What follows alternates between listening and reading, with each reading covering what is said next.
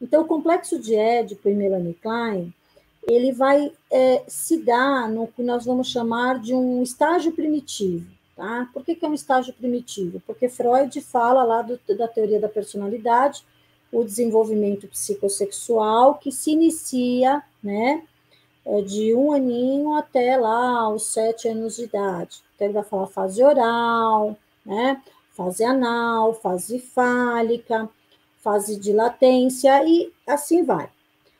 Quando Melanie Klein começa a estudar as questões teóricas de Freud, ela começa a discordar de algumas coisas. E uma das coisas que ela discorda é essa questão do complexo de Édipo ser instaurado somente aos 7 anos de idade, dos 4 aos 7 anos de idade.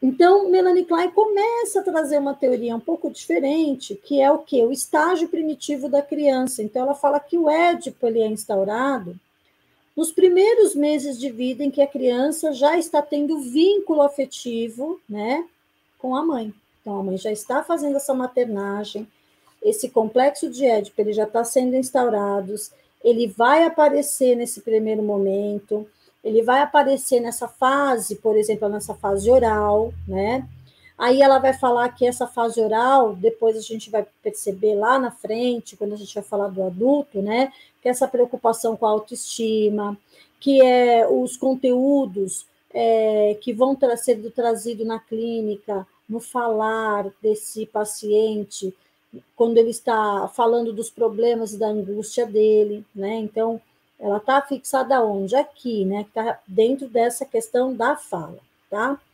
Aí depois nós vamos entender, vamos fazer uma compreensão também dessa fase fálica da criança, que na teoria de Melanie Klein, ela vai entender o quê? Ela vai entender que essa fase fálica, ela não é instaurada depois, ela já existe, né?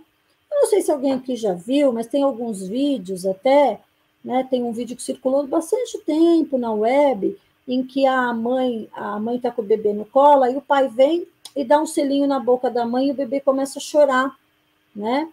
Aí você pergunta assim, nossa, mas se tem uma relação edipiana aí, a relação edipiana, então não está lá na fase dos 4 anos, dos 5, 6 anos.